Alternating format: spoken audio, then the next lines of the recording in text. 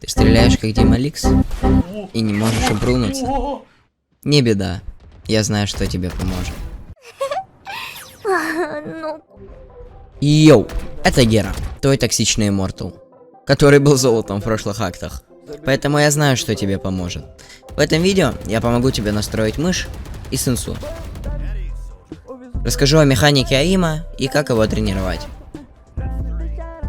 Тренировку, которую я покажу, самое главное будет легко делать. И уже спустя месяц это поможет тебе попадать больше шотов в Валоранте. Для начала надо правильно настроить мышь. Проверяем, включена ли акселерация мыши. Для этого мы заходим в настройки Windows, устройство, мышь, дополнительные параметры, параметры указателя. Там мы проверяем, стоит ли галочка на повышенной точности указателя. Этот параметр отвечает за акселерацию вашей мыши, и если его включить, то скорость будет увеличиваться экспоненциально. Также советую поставить в настройках Valorant Raw Input Buffer. Эта настройка позволяет напрямую считывать мышь, игнорируя остальные факторы. Прежде чем унижать всех в ранкеде, надо настроить вашу сенсу. Да, для каждого она индивидуальна, и по ее настройке можно записать даже отдельное видео. Но если быть вкратце, вам нужно зайти на стрельбище, подойти к стенке, выстрелить по ней и, ориентируясь, сделать поворот от одного края коврика до другого. Желательно, чтобы у вас получилось сделать примерно 360 градусов. Дальше вы ставите бота и ходите близко и далеко вокруг него, стараясь не отводить прицел от его головы.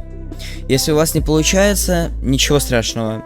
Вам просто нужно убедиться, что вам комфортно. Аим — это растяжимое понятие. Вы скажете, что я имею в виду? В общем и целом, у вас есть два вида аима. Механический и пассивный. Механический — это то, что вам первое приходит в голову, когда вы слышите слово аим. Насколько быстро и точно вы наведетесь на модельку противника.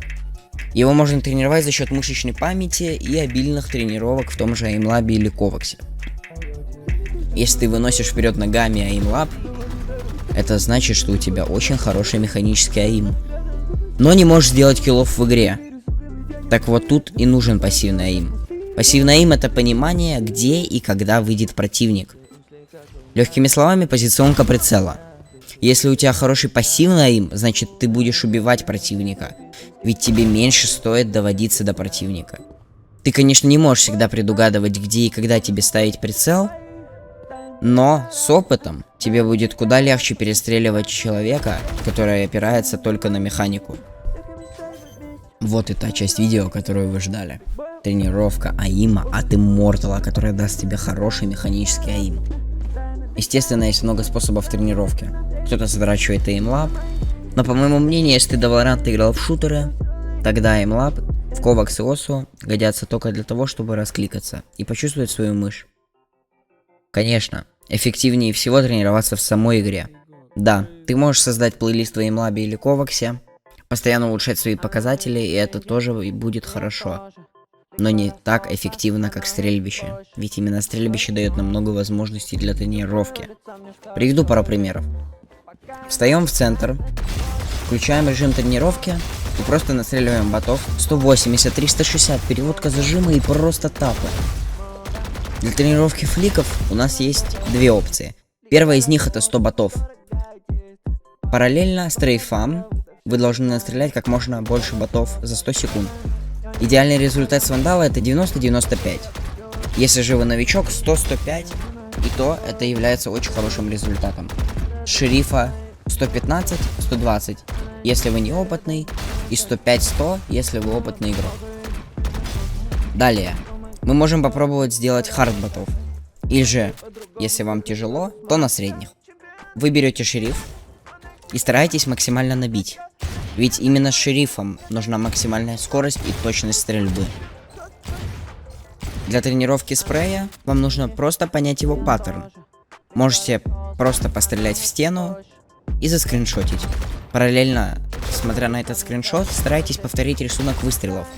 Если вы поняли паттерн, то ставите средних ботов и наводитесь на модельку, не отпуская кнопку выстрела до тех пор, пока не убьете бота.